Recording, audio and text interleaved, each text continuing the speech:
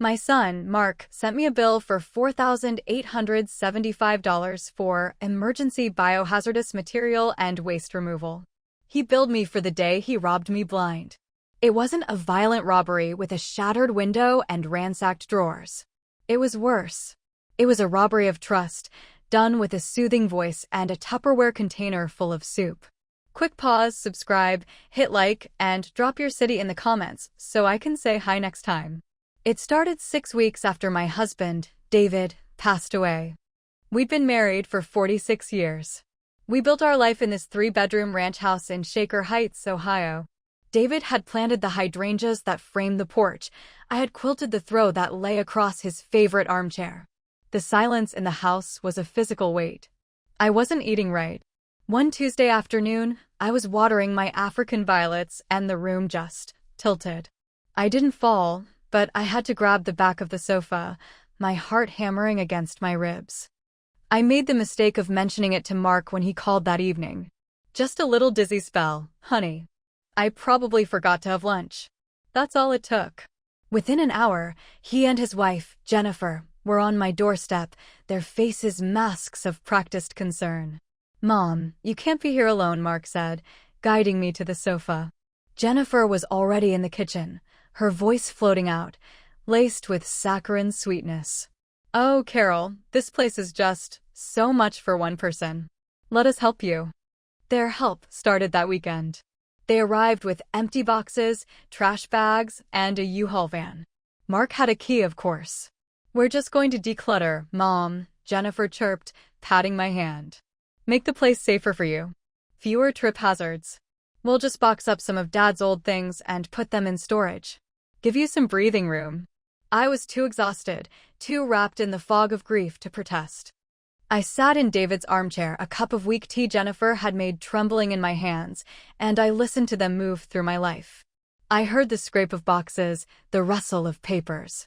I heard Jennifer in my bedroom, opening my jewelry box. "Just organizing, Carol. Making sure your nice things are all together," she'd called out. They worked for 2 solid days. They were a whirlwind of efficiency. They cleaned out the guest room closet, filled with David's old suits. They tackled the garage, a place I hadn't dared enter since he was gone. And they cleaned out his office, his sanctuary. The room was lined with his books, his collection of maritime maps, and his prized ship-in-a-bottle models. On his desk was a little pewter tin where he kept receipts and warranties. When they left on Sunday evening, the house felt sterile, hollowed out. The surfaces were clear, the closets were half empty. "Doesn't this feel so much better?" Jennifer asked, giving me a hug that felt like being measured by a python. Mark just nodded, avoiding my eyes. They left me with 3 neatly stacked casseroles in the freezer and a profound sense of violation I couldn't yet name. For a week, I drifted through the eerily tidy rooms. But slowly, the fog began to clear. I went to find the recipe for David's favorite pot roast, kept in a carved wooden box on the kitchen counter. The box was gone. I chalked it up to their aggressive cleaning. A few days later, I wanted to wear my mother's emerald ring, the one David had reset for our 25th anniversary. I opened my jewelry box. The ring wasn't there. Neither was the simple string of pearls he'd given me for my 40th birthday, or his grandfather's gold watch that I kept in the velvet pouch beside my own things. My heart began to beat that same frantic rhythm it had during my dizzy spell. I went to David's office. The ship-in-a-bottle models were gone. His first edition copy of Moby Dick, gone. The pewter tin from his desk, gone. Panic was starting to bubble in my chest. I called Mark.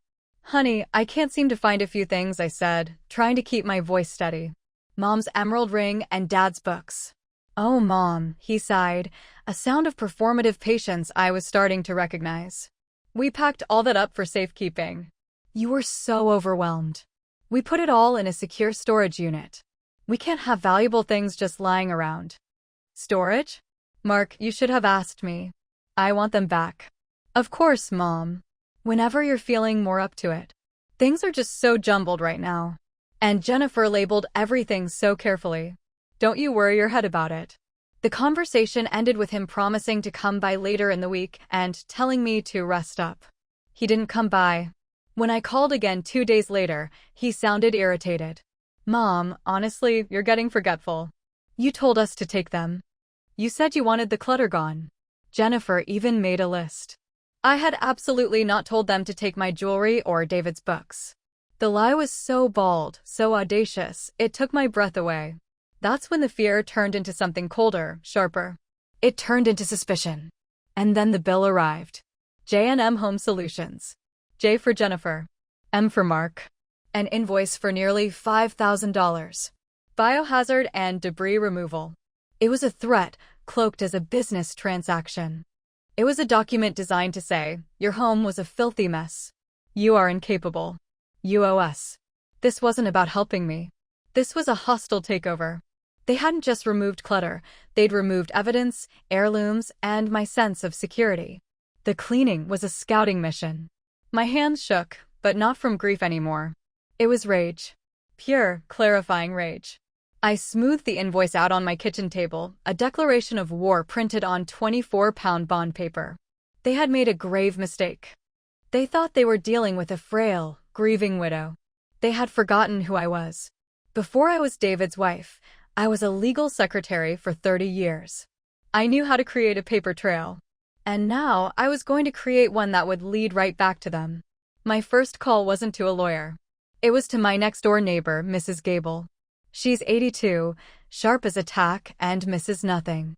She sits in her sunroom, which has a perfect view of my driveway, and does her needlepoint. Mildred, it's Carol. I have a question for you. Do you happen to remember when my son Mark was here a few weeks ago, the weekend he and Jennifer were cleaning? Of course, dear, she said. That big U-Haul was parked halfway on your lawn for 2 days. I almost called the village office about the grass. My blood ran cold. A U-Haul? Yes, the 10-footer. Mark was so flustered trying to back it up. Quite a production. Mark had told me they were just using their SUV to take a few things to a donation center. A U-Haul meant they had planned to take a significant volume of my life away from me, long before they ever arrived. That lie was the first stone I laid on the path of my own investigation. I went back to the house, no longer a home but a crime scene. I walked through each room, making a mental list. But what could I prove? My word against theirs. I needed more than Mildred's U-Haul sighting. I went to David's filing cabinet. The drawer where he kept our most important documents, the deed to the house, our wills, our marriage certificate, was empty. They'd taken the very proof of our existence. I started small. I drove to my bank, the Cuyahoga County Savings and Loan. I knew the branch manager, a nice young man named Mr. Peterson. I asked him for a printout of my recent transactions. As he was typing, I made small talk. I also need to get into my safe deposit box, I said. I seem to have misplaced my key. So silly of me. He frowned at his screen. That's odd, Mrs. Miller. Our records show you were just in last week to report the key lost. We ordered you a replacement. Your son, Mark, picked it up. He had your authorization form. I stared at him. I had not been to the bank. I had not reported my key lost. And Mark was absolutely not authorized to access my safe deposit box. David and I had set it up specifically to be just the two of us. Mr. Peterson, I said, my voice dangerously calm. Could you please show me a copy of that authorization form? I'd like to see my signature. Stay till the end, I'll show the truth. He looked uncomfortable but obliged. He disappeared into a back office and returned with a printed scan. There it was, a simple bank form. And at the bottom, a shaky, looping signature that was a cruel parody of my own. It was a forgery, and not a very good one. Anyone who had ever seen me sign a check would know. My heart sank. What was in that box? Stock certificates. The titles to our 2 cars. My grandmother's diamond brooch, tucked away for my granddaughter one day. Everything of monetary value that wasn't tied to a digital account. Mr. Peterson saw the look on my face. Is there a problem, Mrs. Miller? Yes, I said, taking the printout of my checking account activity. I believe there is. I walked out to my car, the forged signature burning in my mind. On the activity report, I saw it, a transfer for $5,000 from my savings to my checking account, made on a day I know I was home all day grieving. Followed by a check, Number 3452, cashed for that exact amount. The bank's copy of the check would show who endorsed it. I had a sickening feeling I already knew. This was coordinated. It was a full-spectrum assault. They stole my possessions, my financial documents, and my cash. That evening, I did something I hadn't done in 40 years. I set up a pot of coffee at 9 p.m. I retrieved my biscuit tin of receipts from the top shelf of the pantry, one of the few places they hadn't thought to declutter. I sat down at the kitchen table and began to rebuild my life, piece by piece, on paper. I found the appraisal certificate for my mother's ring from 10 years ago. I found the purchase receipt for David's Moby Dick from a rare book dealer in Boston. I was building my arsenal. The most chilling discovery came in a thin, unassuming envelope tucked into my mail holder. It had been sitting there for a week, overlooked in the chaos. It was from the Lakeview Mortgage Corporation. It was a standard, automated letter. Thank you for your recent inquiry. To proceed with your home equity line of credit application. I had never in my life applied for a home equity line of credit. David and I had paid this house off in 1998. It was the bedrock of our security. I stared at the letter, my vision blurring. They weren't just taking my jewelry and my money. They were coming for my house. This was their endgame. Take control of the assets, mortgage the house to drain its equity, and then use the forged documents and the feigned concern to have me declared incompetent and moved into a facility. The bill for biohazard removal wasn't an insult. It was Exhibit A in their case against me. See? She was living in squalor. We had to intervene. They weren't just robbing me. They were trying to erase me. The coffee went cold in my mug. The letter from the mortgage company felt like a death sentence. But deep in my chest, a pilot light of pure fury ignited. They were not going to erase me. David didn't leave me here to be devoured by our own child. My legal secretary instincts kicked in. Document everything. Assume nothing. Act with precision. The next morning, I didn't call the mortgage company from my home phone. I drove to the public library, sat down at a computer in a quiet corral, and called the number on the letter. I gave them my name and address, feigning confusion. Yes, ma'am, Carol Miller, the loan officer said briskly. We have your application right here for a $150,000 HELOC. It looks like we're just waiting on the final signature verification. Your son, Mark Miller, who holds your power of attorney, is coordinating. The words hit me like stones. Power of attorney? Yes, it's right here. Signed and notarized on October 14th. October 14th. I pulled out my purse calendar. It was the day after my dizzy spell. The day before the U-Haul arrived. I remembered that day. Mark had come over alone, with a folder of what he called simple insurance forms David had supposedly left unfinished. He'd been so kind, so gentle. He'd pointed to a few lines and said, "Just sign here and here, Mom. It's to make sure Dad's benefits are handled correctly." Grief makes you stupid. It makes you trusting. I had signed without reading. He had buried a durable power of attorney, giving him complete control of my life, in a stack of meaningless papers. The betrayal was so profound, it left me breathless. I thanked the man and hung up. I now had the date of the forgery. My next step was a risk, but a necessary one. I logged into Facebook, a service I used mostly to see pictures of my niece's children. I looked up Jennifer. Her profile was private, but her Instagram, linked right there, was public. I clicked. It was a curated gallery of her perfect life. Brunches, new shoes, weekend trips. And there, posted 3 days ago, was a photo of her hand resting on a cocktail glass at a fancy restaurant downtown. The caption read, "Feeling so blessed to be carrying on a family tradition." On her finger, glowing under the restaurant lighting like a malevolent green eye, was my mother's emerald ring. I used the library's computer to save a screenshot. Then another. And another. There was a photo of a shelf in her living room, and nestled between generic modern farmhouse decor was one of David's smaller, more intricate ship-in-a-bottle models. And in the corner of her dining room, a stack of old, leather-bound books, with the unmistakable spine of David's Moby Dick on top. She was flaunting my stolen life as if it were her own. Armed with dates, names, and digital proof, I made my next call.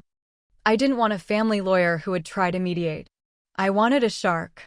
I found a man named Arthur Davies who specialized in elder law and financial exploitation. He had a face like a grumpy bulldog and a voice that radiated pure, no-nonsense competence. I sat in his office and laid it all out, chronologically. The dizzy spell, the U-Haul, the missing items, the forged bank form, the fraudulent HELIC application, the faked power of attorney, the bill from J&M Home Solutions. I handed him the photos from Jennifer's Instagram. He listened without interruption, his gaze never leaving mine. When I finished, he was silent for a full minute. Then he said, "Mrs. Miller, this is a 5-alarm fire." They weren't decluttering. They were liquidating you. He was the first person who saw the whole truth and didn't for a second think I was confused or exaggerating. The relief was so immense, I almost wept. Instead, I straightened my back. "What do? We document, we freeze, and we strike," he said. "Keep watching, there will be justice." Over the next week, we moved with methodical fury. Mr. Davies sent a letter to the Lakeview Mortgage Corporation informing them the HELIC application was fraudulent and the power of attorney was obtained under false pretenses, enclosing an affidavit I signed in his presence. That door slammed shut. Next, we went to the bank. With Mr. Davies beside me, Mr. Peterson was much more cooperative. We filed a formal fraud report on the forged signature for the safe deposit box key and the unauthorized $5,000 check. The bank's fraud unit immediately froze all activity on my accounts that wasn't personally authorized by me in person at the branch. That tap was turned off. Mr. Davies then found the notary who had stamped the power of attorney. She was a young woman who worked at a shipping store. Her logbook showed my name on October 14th at 2:15 p.m. "Did you see my mother sign this in your presence?" Mr. Davies asked, after showing Mark's photo. "I don't recall," she said nervously. "My alibi?" At 2:15 p.m. on October 14th, I was at my weekly grief support group at our church. 6 other women could vouch for me. The notary had either been lazy or complicit, but either way, the POA was legally worthless. Another stone in our fortress. The hardest part was going to the police. It felt like such a betrayal, filing a report against my own son. But as Mr. Davies reminded me, Mark and Jennifer had crossed that line long ago. I brought a manila folder thick with my evidence, a detailed list of the stolen items with their appraised values, the pawn shop receipts from my husband's stamp collection that Mr. Davies's investigator had tracked down from Jennifer's recent visits, a copy of the fake invoice, the bank fraud reports, and the printed screenshots from Jennifer's Instagram page. The police officer, a kind but weary detective named Samuelson, looked it over. "This is comprehensive," he said, his skepticism giving way to grim focus. This wasn't a simple family squabble over grandma's china. This was felony-level fraud and grand larceny. The final piece was the confrontation. Mr. Davies arranged it. He sent a formal letter to Mark and Jennifer requesting a meeting at his office to discuss the disposition of Carol Miller's assets. They must have thought I had crumbled and hired a lawyer to manage my surrender. They walked in looking smug. Jennifer wore a cream-colored pantsuit, a picture of polished sophistication. And on her hand, glinting under the fluorescent office lights, was my mother's ring. I sat across the mahogany table from them, with Mr. Davies beside me. I looked at my son, at the weak chin and the eyes that wouldn't meet mine, and I saw a stranger. "Thank you for coming, Mr. Davies began, his voice flat and cold. He proceeded to lay out the entire case, piece by agonizing piece. He presented them with the neighbor's security camera footage showing them loading boxes and furniture into a U-Haul. He showed them the canceled HELIC application. He showed them the bank's fraud affidavit with the pathetic forgery of my name. He showed them the sworn statements from my grief group, proving I could not have physically been at the notary's office. Mark went pale. Jennifer, however, just sneered. "This is ridiculous. His mother is unwell. She's confused. We were trying to protect her assets from her own incompetence." That's when I spoke for the first time. My voice didn't shake. "Unwell, Jennifer? Is that why you're wearing my mother's ring?" I pushed the enlarged, glossy screenshot of her Instagram post across the table. Her eyes flickered to the photo, then to her own hand, as if realizing she'd been caught red-handed. Literally. Don't click away, he'll get what's coming.